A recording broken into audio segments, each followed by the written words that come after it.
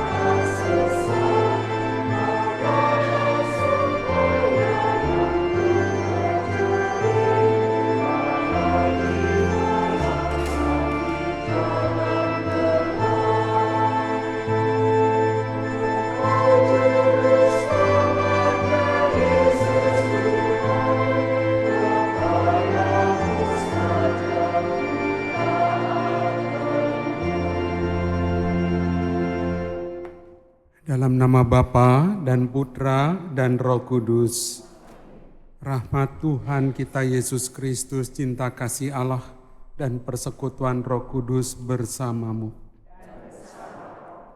Upa Ibu Bapa, Saudara-saudari, rekan muda, adik-adik dan anak-anak yang terkasih, selamat sore. Selamat datang di rumah Tuhan, Gereja Santa Maria Regina. Hari ini bersama dengan seluruh gereja semesta, kita memasuki hari Minggu Prapaskah yang kelima. Kita perhatikan bahwa patung-patung salib itu sudah ditutup. Itu berarti kita sedang sungguh memasuki yang disebut dengan misteri ilahi. Tidak mudah, maka hari-hari ini gereja mengajak kita untuk tetap merenung khususnya kasih Allah yang istilah saya tidak pernah menipu kita. Kita mohon pengampunan dan belas kasih seraya menyanyikan lagu Tuhan Kasihanilah Kami.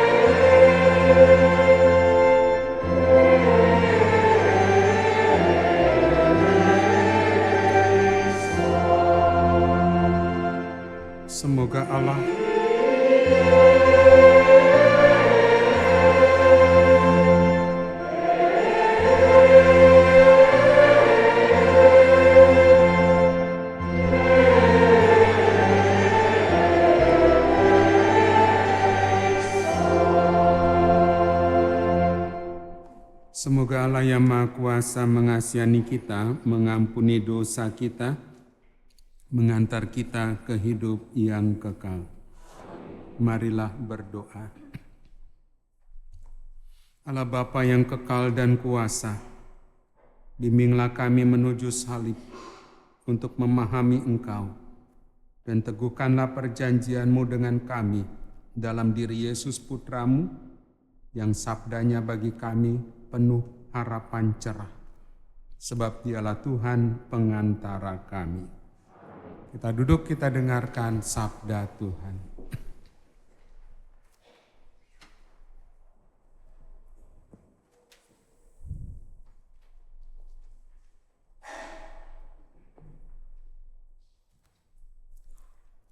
Bacaan dari kitab Yeremia. Beginilah firman Tuhan. Sungguh, akan datang waktunya, aku akan mengadakan suatu perjanjian baru dengan kaum Israel dan kaum Yehuda. Bukan seperti perjanjian yang telah kuadakan dengan nenek moyang mereka ketika aku memegang tangan mereka dan membawa mereka keluar dari tanah Mesir. Perjanjianku itu sudah mereka ingkari, meskipun akulah Tuhan yang berkuasa atas mereka, sabda Tuhan. Tetapi beginilah perjanjian yang kuadakan dengan kaum Israel sesudah waktu itu, sabda Tuhan. Aku akan menaruh hukumku dalam batin mereka dan menuliskannya dalam hati mereka. Maka aku akan menjadi Allah mereka dan mereka menjadi umatku. Dan tidak usah lagi orang mengajar sesamanya atau mengajar saudaranya dengan mengatakan, "Kenallah Tuhan." Sebab mereka semua besar kecil akan mengenal aku, sabda Tuhan. Sebab aku akan mengampuni kesalahan mereka dan takkan lagi mengingat dosa mereka. Demikianlah sabda Tuhan.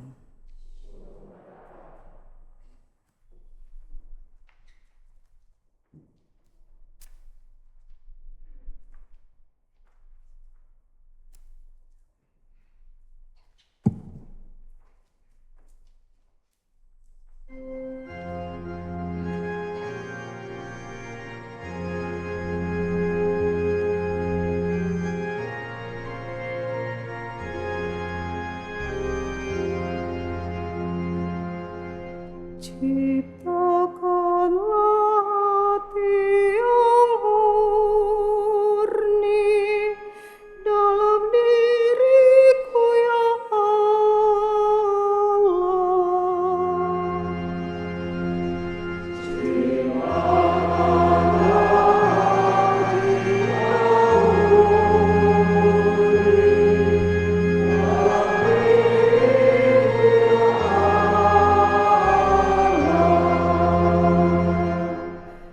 kasihanilah aku, ya Allah, menurut kasih setiamu, menurut besarnya rahmat-Mu, hapuskanlah pelanggaranku, bersihkanlah aku seluruhnya dari kesalahanku, dan tahirkanlah aku dari dosaku.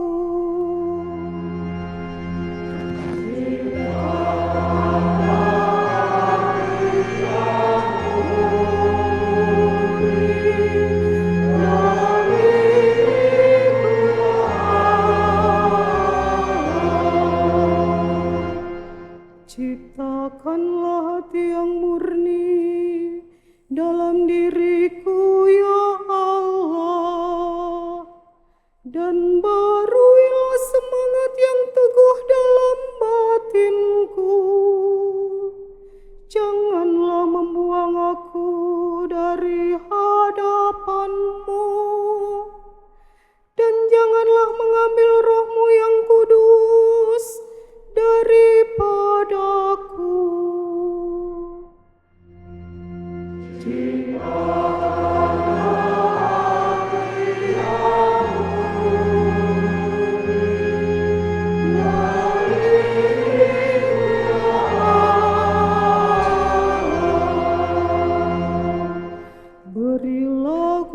sukacita karena keselamatanmu, dan teguhkanlah roh yang rela dalam diriku, maka aku akan mengajarkan jalanmu kepada orang-orang durhaka, supaya orang-orang berdosa berbalik kepadamu.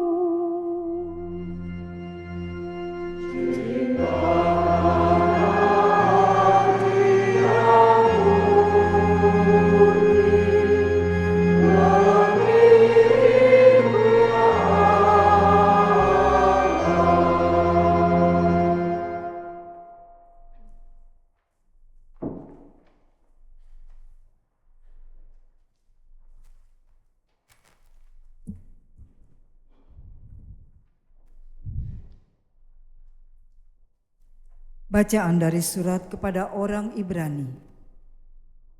Saudara-saudara, dalam hidupnya sebagai manusia, Kristus telah mempersembahkan doa dan permohonan dengan ratap tangis dan keluhan kepada Dia yang sanggup menyelamatkannya dari maut. Dan karena kesalehannya, Ia telah didengarkan. Akan tetapi, sekalipun anak, Kristus telah belajar menjadi taat. Ini ternyata dari apa yang telah dideritanya. Dan sesudah mencapai kesempurnaan, ia menjadi pokok keselamatan abadi bagi semua orang yang taat kepadanya. Demikianlah sabda Tuhan.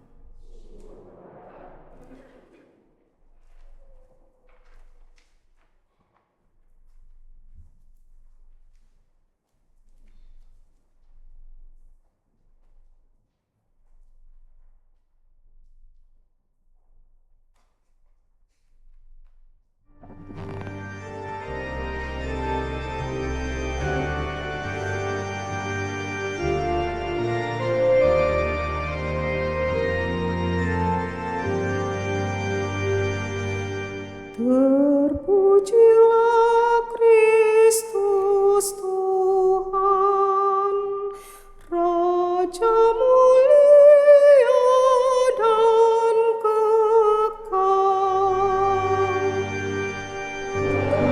Terpujilah Kristus Tuhan, Raja mulia dan kekal. Siapa saja yang melayani aku, ia harus mengikuti aku, sabda Tuhan. Di mana aku berada, di situ pun pelayanku akan berada. Terpujilah Kristus Tuhan, Raja mulia dan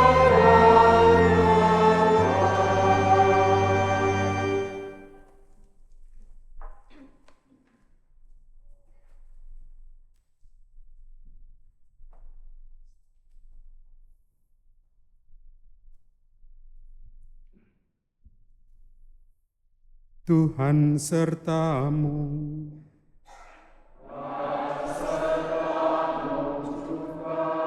Inilah Injil suci menurut Santo Yohanes.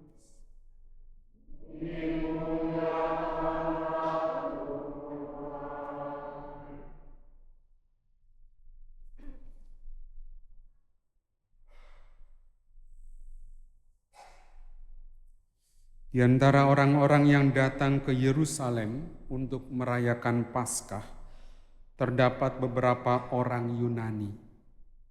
Orang-orang itu pergi kepada Filipus yang berasal dari Betsaida di Galilea, lalu berkata kepadanya, "Tuan, kami ingin bertemu dengan Yesus." Filipus pergi memberitahukannya kepada Andreas, dan berdua mereka menyampaikannya pula kepada Yesus. Kata Yesus kepada mereka, telah tiba saatnya Putra Manusia dimuliakan. Sesungguhnya aku berkata kepadamu, jika biji gandum tidak jatuh ke dalam tanah dan mati, ia tetap satu biji saja. Tetapi jika mati, ia akan menghasilkan banyak buah. Siapa saja yang mencintai nyawanya, ia akan kehilangan nyawanya. Tetapi siapa saja yang membenci nyawanya di dunia ini, ia akan memeliharanya untuk hidup yang kekal. Siapa saja yang melayani aku, ia harus mengikuti aku. Dan di mana aku berada, di situ pun pelayanku akan berada. Siapa saja yang melayani aku, ia akan dihormati Bapa. Sekarang jiwaku terharu, dan apakah yang akan aku katakan? Bapa, selamatkanlah aku dari saat ini. Tidak, sebab untuk itulah aku datang ke dalam saat ini. Bapa, mulialah namamu. Lalu terdengarlah suara dari surga. Aku telah memuliakannya, dan aku akan memuliakannya lagi. Orang banyak yang berdiri di situ dan mendengarnya berkata bahwa itu bunyi guntur. Ada pula yang berkata, seorang malaikat telah berbicara dengan dia.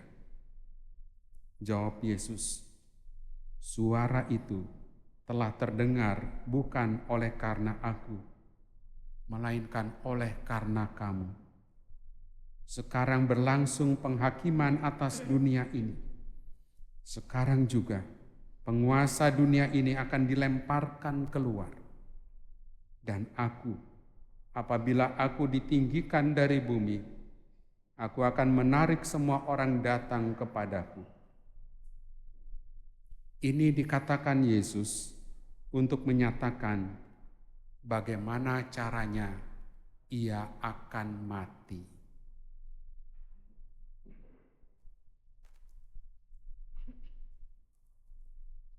Demikianlah sabda Tuhan.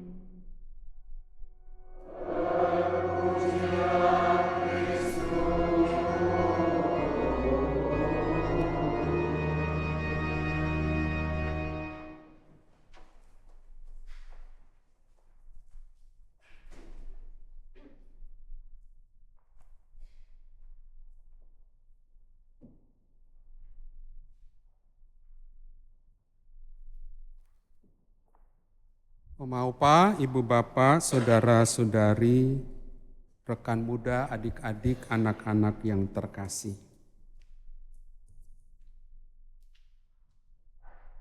Tiba-tiba seperti ada dorongan batin ketika saya duduk di sana. Romo harus menjelaskan. Menjelaskan apa? Menjelaskan kenapa patung-patung itu ditutup. Ibu bapak, saudara-saudari yang terkasih. Seperti yang sudah saya katakan, kasih Allah itu tidak pernah menipu. Itu ada sebuah buku yang mengurai tentang itu. Kasih manusia bisa menipu.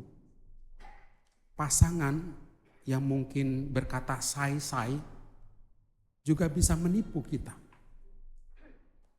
Tetangga-tetangga kita ya mungkin dengan bercandaan memasukkan tangan ke saku kemudian begini. Sarangyo, sarangyo. I love you, I love you. Mungkin bisa menipu. Tetapi kasih Allah tidak pernah bisa menipu kita. Itu yang disebut dengan misteri. Sesungguhnya minggu ini kita masuk dalam misteri. Misteri yang mungkin tidak bisa kita ungkapkan, tidak bisa kita juga hayati. Mungkin juga kita terus-menerus bertanya-tanya, di mana Allah? Di mana kasih-Nya yang katanya tidak pernah menipu kita itu? Nanti pada suatu saat selubung ini akan dibuka. Mau menunjukkan itulah kasih Allah. Kasih Allah yang tidak pernah menipu kita. Janji-janjinya dalam kitab suci, sabda Tuhan yang kita dengarkan, yang kita baca, Tuhan akan menepatinya. Deus caritas est, Allah adalah kasih. Dan kasih-Nya tidak pernah menipu kita. Di sebelah kanan saya itu ada Mas Agung, dirigen. Ya. Tapi perhatikan, dia tetap mau melayani. Dia jatuh. Mungkin Mas Agung bertanya-tanya. Ada begitu banyak orang yang bertanya-tanya. Tuhan, aku sudah melayani Engkau. Sepanjang hidupku aku sudah melayani Engkau. Kenapa Tuhan? Kok aku mendapatkan seperti ini? Misalnya, mungkin di antara kita punya anggapan, punya pengalaman seperti itu. Kalau itu yang terjadi, kita masuk sesungguhnya dalam sebuah misteri. Misteri Allah. Allah yang begitu mengasihi kita. Dan saya punya keyakinan seperti yang diurai dalam sebuah buku itu. Kasih Allah tidak pernah menipu kita. Tidak pernah. Itu yang mau saya jelaskan. Dorongan batin ketika saya duduk. Ya. Tadi ya. Romo harus mengatakan ini sebagai awal renungan. Ibu bapak saudara-saudari yang terkasih, ada 2 poin berkenaan dengan bacaan yang kita dengarkan barusan. Diambil dari Injil Yohanes. Ada 2 poin seperti biasa yang saya mau tawarkan. Mudah-mudahan bisa menjadi renungan, bisa menjadi bekal hidup, inspirasi kita 1 minggu ke depan ini. Mudah-mudahan berguna. Mudah-mudahan. Poin yang pertama. Penginjil Yohanes itu menampilkan orang-orang Yunani. Orang-orang Yunani. Mereka adalah orang-orang luar. Ya, di luar kalangan Yahudi. Mereka tertarik dengan pengajaran Yesus dan komunitas Kristiani. Siapa sebetulnya Yesus? Siapa dia? Mengapa ia disalib? Dan bagaimana peristiwa penyaliban itu menjadi penyelamatan bagi semua orang? Saya kutipkan tadi. Di antara orang-orang yang datang ke Yerusalem untuk merayakan Paskah, terdapat beberapa orang Yunani. Orang-orang itu pergi kepada Filipus yang berasal dari Betsaida di Galilea, lalu berkata kepadanya, "Tuan, kami ingin bertemu dengan Yesus." Dan disitulah di dalam perjumpaan itu Yesus mengajar. Yesus mengajar. Inti pengajarannya adalah ini. Jikalau biji gandum jatuh ke dalam tanah dan mati, ia akan menghasilkan banyak buah. Saudara-saudari yang terkasih, dengan kata lain, Yesus mengajarkan tentang penyaliban. Penyaliban yang dianggap sebagai misteri. Misteri yang harus dijalani oleh Tuhan sendiri. Dalam Injil Yohanes, Yesus tidak berdoa kepada Bapanya untuk menyelamatkan hidupnya. Tidak seperti dalam Injil Sinoptik, khususnya Markus, Lukas, Tuhan, Bapa, jauhkanlah cawan ini. Ya. Tapi dalam Injil Yohanes tidak ada keluar kata-kata seperti itu. Yesus seakan-akan menerima kematiannya. Pun ketika dia harus menderita, harus bergantung di kayu salib. Nah, orang-orang Yunani itu bertanya siapa Yesus sebenarnya? Mengapa ia disalib? Dan bagaimana peristiwa penyaliban itu menjadi penyelamatan bagi semua orang? Dan kita pun tahu jawabannya. Mudah-mudahan tahu bahwa Yesus mau menderita, wafat di kayu salib itu sebagai jalan kemuliaan. Jalan kemuliaan hidup, jalan keselamatan bagi manusia. Karena apa? Karena pada hari yang ketiga Yesus bangkit dari alam maut. Nanti selubung ini kan akan dibuka. Akan dibuka perlahan-lahan kalau kita mengikuti ibadat Jumat Agung. Misteri itu akan diungkap dan diungkap. Itulah kenangan yang terus-menerus kita bawa. Kita wartakan turun-temurun. Jalan hidup kemuliaan, bahkan kemuliaan kekal, hanya melalui satu jalan. Jalan salib. Jalan salib. Jalan penuh dengan penderitaan. Yang mungkin juga kita tidak tahu. Tuhan mengapa? Tuhan mengapa? Ada begitu banyak orang yang bertanya-tanya. Peristiwa Mei misalnya saja 98. Orang bertanya, Tuhan di mana saat itu? Atau ketika kita mengalami ditipu orang habis-habisan. Kita bertanya mungkin, Tuhan di mana? Tuhan kok tidak menolong saya? Atau barusan saya itu merayakan Ekaristi bersama dengan anak-anak panti asuhan. Beberapa waktu yang lalu saya membaptis orang, membaptis bayi baru 2 hari umurnya. Sudah ditaruh di panti asuhan itu. Saya disuruh nengok, Romo lihat anak itu. Dan saya bisa merasakan bagaimana dia merasa dibuang oleh kedua orang tuanya.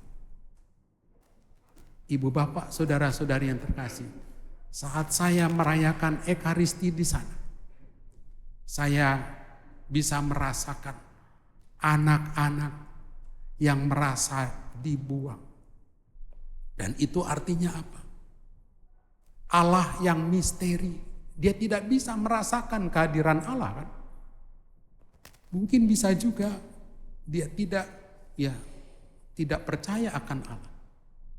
Untung di sana ada pengasuh-pengasuh yang baik, yang mendidik secara Katolik untuk tetap mengenal Tuhan meskipun misteri.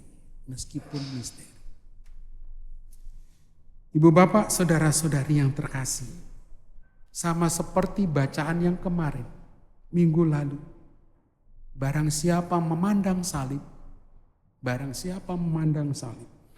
orang akan disembuhkan, dipulihkan, diselamatkan. Maka tetaplah memandang salib. Yesus yang menderita, bukan untuk dirinya sendiri, tetapi dia mau menderita untuk kita, agar kita dipulihkan, disembuhkan, diselamatkan. Dan kita masuk ke dalam kehidupan yang kekal. Itu poin yang pertama. Poin yang kedua, Saya mau cerita aja ya. Ini kisah di rumah duka. Di rumah duka. Saya merayakan Ekaristi. Dan sebelum menutup, ada seorang putra yang meninggal itu seorang dokter spesialis. Putranya juga seorang dokter yang juga mengambil kedokteran spesialis itu. Ayahnya dipanggil pulang ke rumah bapak. Si putra, bukan namanya putra ya, anaknya itu menyampaikan kata sambutan. Saya tangkap sambutannya itu. Dalam kata sambutan itu dia memberikan istilah. Inilah bahan kuliah papa. Ayahnya dokter yang amat sederhana, saya kenal. Dia menjadi dosen dan juga bekerja di rumah sakit pendidikan. Mungkin kalau saya mengatakan ini ibu bapak sudah meraba-raba. Kata si putra itu terlalu kecil dan sedikit kasih itu dibagikan dalam keluarga oleh papa. Hanya 3 orang saja. Papa ramah kepada siapapun, termasuk pula kepada mahasiswa dan mahasiswinya. Kerabatnya pun juga banyak. Sebab papa tahu persis, hanya kasihlah yang bisa ia salurkan. Dalam keluarga cuma 3, cuma 2. Mama dan saya. Terlalu kecil bagi papa saya. Maka papa siap selalu membantu. Tidak heran ketika disemayamkan ada banyak orang yang datang. Teman lingkungan, teman sejawat dokter, dan juga para mahasiswa-mahasiswinya. Di lain pihak, sebelum saya berangkat ke rumah duka, ada seorang dokter spesialis yang juga mengatakan, Romo mau ke rumah duka ya? Yang meninggal dokter ini ya? Iya. Lalu dia mengatakan ini, iya Romo, beliau adalah guru saya sewaktu di fakultas kedokteran. Perhatikan, saya perhatikan, dokter ini tidak menggunakan istilah dosen. Dosen itu dalam bahasa Latin docere, artinya mengajar. Tetapi dokter ini mengatakan dia adalah seorang guru. Dia bukan sekedar mengajar, tetapi juga mendidik dan memberi teladan hidup. Ibu bapak, saudara-saudari yang terkasih, seringkali kita merasa terlalu jauh untuk meneladani hidup Tuhan Yesus. Kalau saya ditanya, Romo sudah meneladani hidup Yesus? Terus terang saya geleng-geleng kepala. Enggak lah, belum. Tapi saya berusaha untuk meneladaninya. Jalan salib yang sering ia tanamkan kepada pengikutnya, acap kali kita abaikan, kita singkirkan pula. Adalah baik, mungkin kita mengenang orang-orang yang telah mendahului kita, menimba keteladanan hidup mereka. Silakan merenungkan.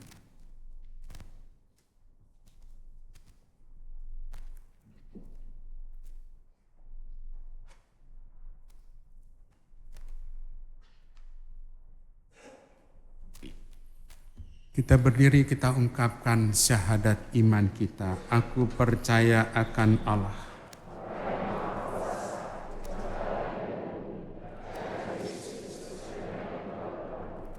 yang dikandung dari Roh Kudus, dilahirkan oleh perawan Maria, disalibkan, wafat dan dimakamkan, jantung ke tempat penantian, pada hari ketiga bangkit dari antara orang mati, yang naik surga, duduk sebelah kanan Allah Bapa yang Maha Kuasa. Dari situ ia akan datang mengadili orang hidup dan mati. Aku percayakan Roh Kudus, gereja Katolik yang kudus, persekutuan para kudus, pengampunan dosa, kebangkitan badan, kehidupan kekal. Amin.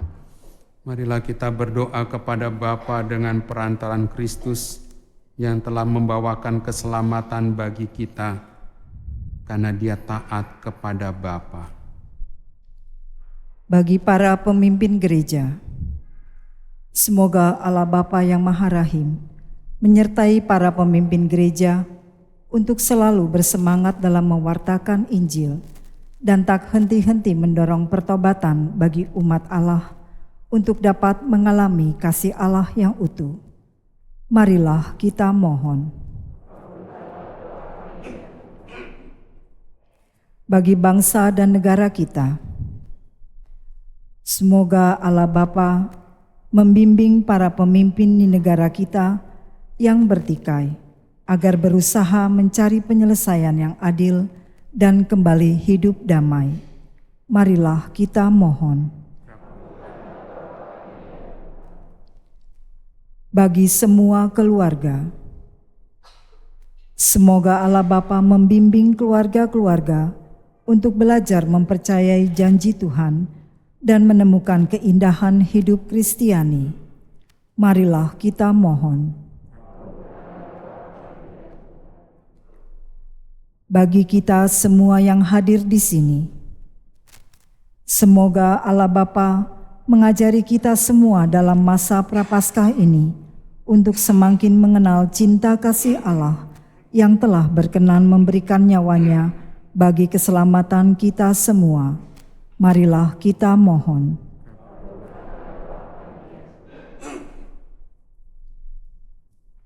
Kita hening sejenak, kita aturkan doa pribadi kita masing-masing.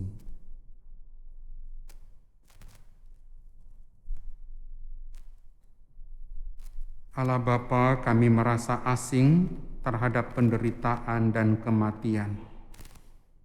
Ajarilah kami menerimanya bukan sebagai sesuatu yang tak dapat dielakkan, melainkan sebagai jalan yang harus kami lalui, agar hidup kami semakin mirip dengan hidup Yesus Kristus, demi Kristus Tuhan pengantara kami.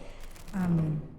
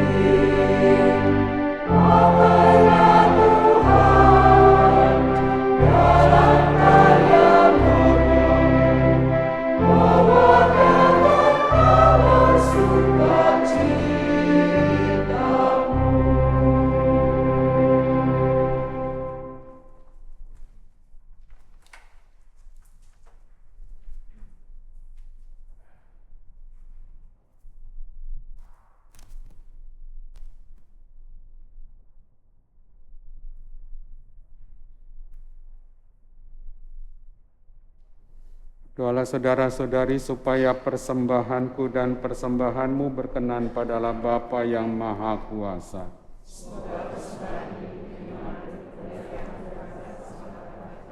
Serta seluruh umat Allah yang kudus.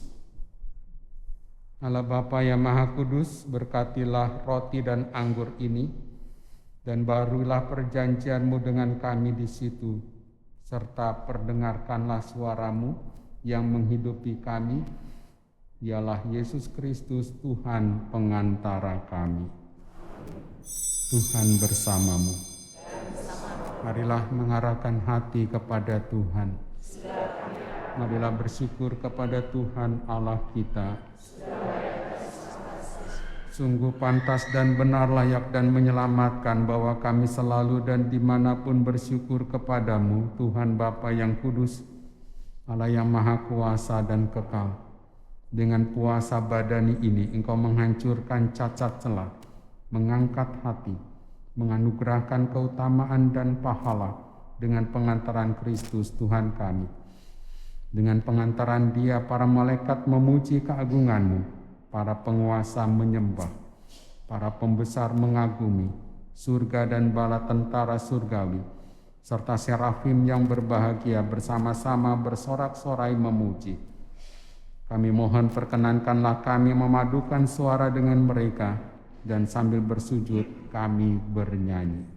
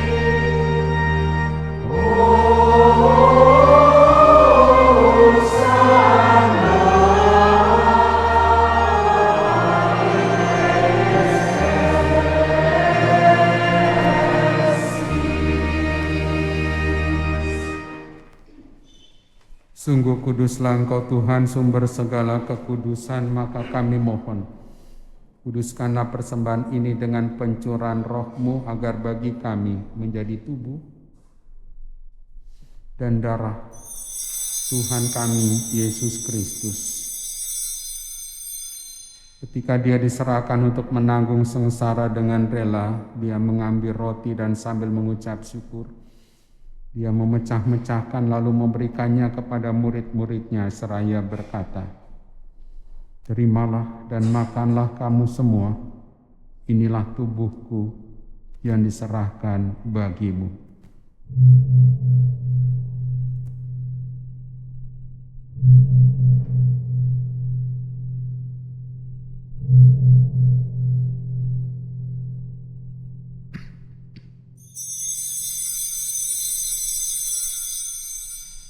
Demikian pula sesudah perjamuan Dia mengambil piala. Sekali lagi Dia mengucap syukur kepadamu, memberikannya kepada murid-muridnya seraya berkata, "Terimalah dan minumlah kamu semua, inilah piala darahku, darah perjanjian baru dan kekal, yang ditumpahkan bagimu dan bagi semua orang demi pengampunan dosa. Lakukanlah ini sebagai kenangan akan daku."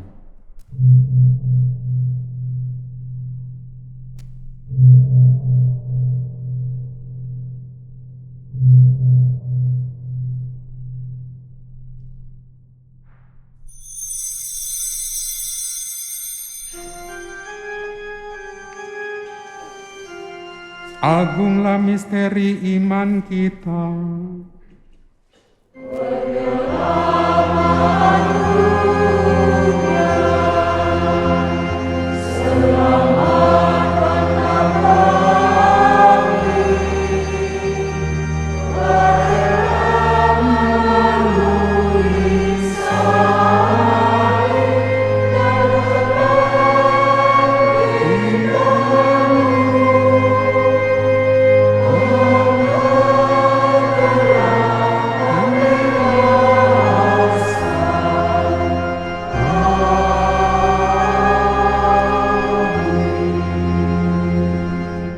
Sambil mengenangkan wafat dan kebangkitan Kristus, kami mempersembahkan kepadamu Bapa, roti kehidupan dan piala keselamatan. Kami bersyukur atas terkabulnya doa melalui novena Hati Kudus Yesus dan novena Kanak-kanak Yesus. Kami bersyukur sebab kami Engkau anggap layak menghadap Engkau dan berbakti kepadamu. Kami mohon juga rahmat kesembuhan, kesehatan bagi Bapak Nimus K. Laja. Kami mohon semoga kami yang menerima tubuh dan darah Kristus dihimpun menjadi satu umat oleh Roh Kudus. Ingatlah Tuhan akan gerejamu yang tersebar di seluruh bumi, agar Engkau menyempurnakannya dalam cinta kasih, dalam persatuan dengan Paus kami Fransiskus dan Uskup kami Ignatius Kardinal Suharyo, serta semua rohaniwan. Ingatlah juga akan saudara-saudari kami yang telah meninggal dengan harapan akan bangkit, dan akan semua orang yang telah berpulang dalam kerahiman-Mu, dan terimalah mereka dalam cahaya wajah-Mu. Kami mohon kasihanilah kami semua, agar kami Engkau terima dalam kebahagiaan abadi, bersama Santa Perawan Maria Bunda Allah, Santa Maria Regina, pelindung paroki, Santo Yosef, mempelainya, para rasul dan semua orang kudus sepanjang masa yang hidupnya berkenan padamu.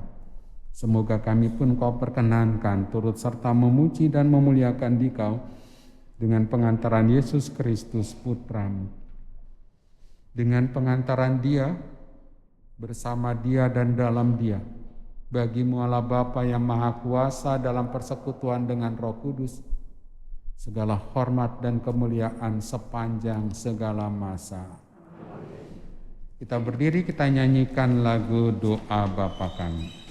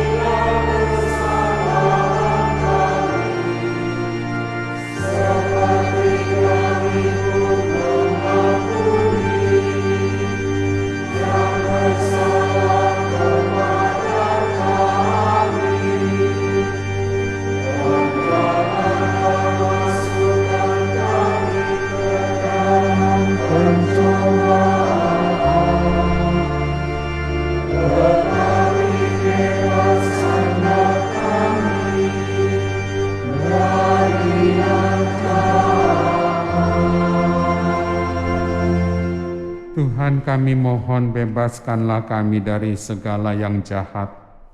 Sudilah memberi damai sepanjang hidup kami, supaya kami yang telah dikuatkan oleh kelimpahan belas kasih-Mu selalu bebas dari dosa dan dijauhkan dari segala gangguan, sambil menantikan harapan yang membahagiakan dan kedatangan penyelamat kami, Yesus Kristus. Sebab Engkaulah Raja yang mulia dan berkuasa untuk selama-lamanya. Damai Tuhan bersamamu. Salam damai.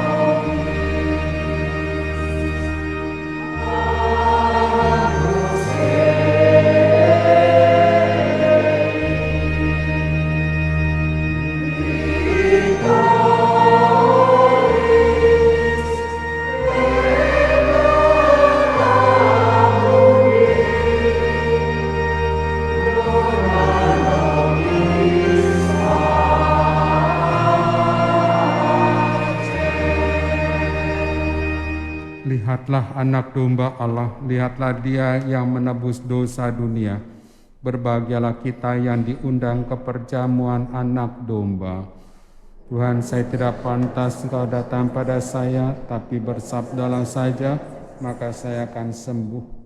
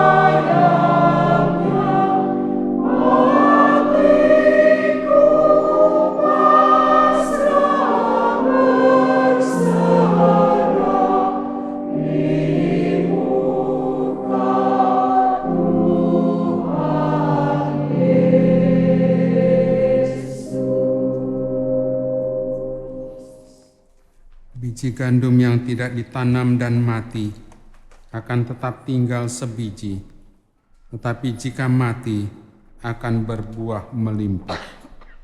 Marilah berdoa. Allah Bapa, sumber kehidupan sejati, anugerahilah kami daya hidup putra-Mu yang bagaikan biji gandum jatuh ke tanah dan mati untuk menjadikan bumi kami tempat kediaman di mana kesepian berbalik menjadi keramaian, di mana orang berani mempertaruhkan hidup demi kebahagiaan sesama, di mana salib menjadi pedoman hidup. Ini kami mohon demi Kristus Tuhan pengantara kami. Kita duduk, kita dengarkan beberapa pengumuman.